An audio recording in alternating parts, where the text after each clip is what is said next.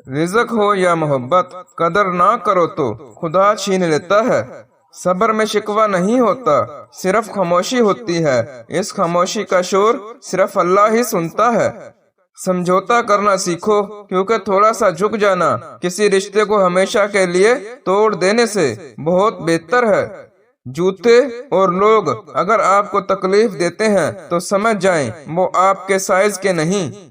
آپ کا ایک لفظ زخم بھی لگا سکتا ہے اور مرہم بھی بن سکتا ہے۔ اختیار آپ کے پاس ہے۔ انسان کو کام اور محنت سے اتنی تھکاوٹ نہیں ہوتی جتنا لوگوں کے رویے تھکا دیتے ہیں۔ پیسہ انسان کو اوپر لے جا سکتا ہے، لیکن انسان پیسے کو کبھی اوپر لے کر نہیں جا سکتا۔ اچھے لوگوں کو آزمانے کی کوشش نہ کرنا، کیونکہ اچھے لوگوں کی مثال ہیرے جیسی ہے۔ جب تم انہیں ٹھوکر مارو گے تو ٹوٹیں گے نہیں، لیکن پھسل کر تمہاری زندگی سے دور چلے جائیں گے۔ آپ کا خوش رہنا ہی آپ کا برے چاہنے والوں کے لیے سب سے بڑی سزا ہے۔ اکثر لوگ اکیلے اس لیے ہوتے ہیں کیونکہ وہ صرف سچ بولتے ہیں اور کوئی سچ سننا پسند نہیں کرتا۔ مولانا رومی سے کسی نے پوچھا زہر کیا ہے؟ جواب ملا، ہر وہ چیز جو ہماری ضرورت سے زیادہ ہو زہر ہے، جیسے طاقت، دولت، لالچ، نفرت اور محبت۔ کبھی تم دوسروں کے لیے دل سے دعا مانگ کر دیکھو، تمہیں اپنے لیے دعا مانگنے کی ضرورت نہیں پڑے گی۔ اپنی زندگی میں ہر کسی کو اہمیت دو، جو اچھا ہوگا وہ خوشی دے گا اور جو برا ہوگا وہ سبق دے گا۔ حضرت علی نے فرمایا، یاد رکھنا، غصے کی حالت میں کوئی فیصلہ نہ کرنا اور خوشی کی حالت میں کوئی وعدہ نہ کرنا۔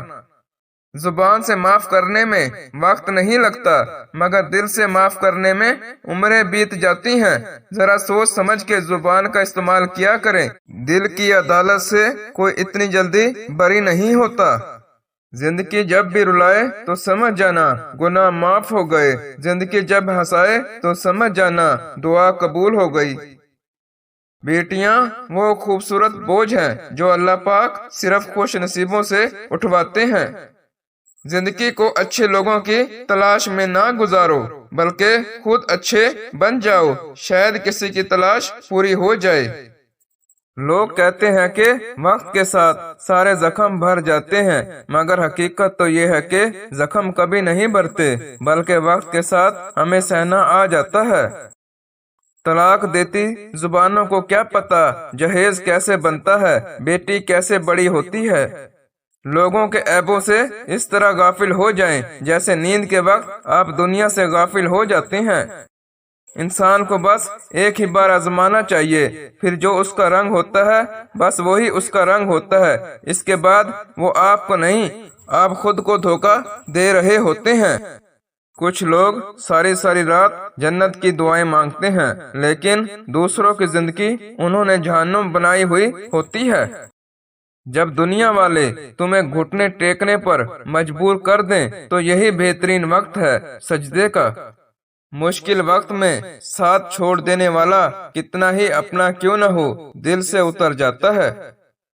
حضرت علی نے فرمایا، کسی کا عیب تلاش کرنے والے کی مثال اس مکھی کی جیسی ہے جو سارا خوبصورت جسم چھوڑ کر صرف زخم پر ہی بیٹھتی ہے۔ زندگی میں کبھی برے وقت سے سامنا ہو جائے تو خاموش رہو، ورنہ دنیا تماشا بنا دیتی ہے۔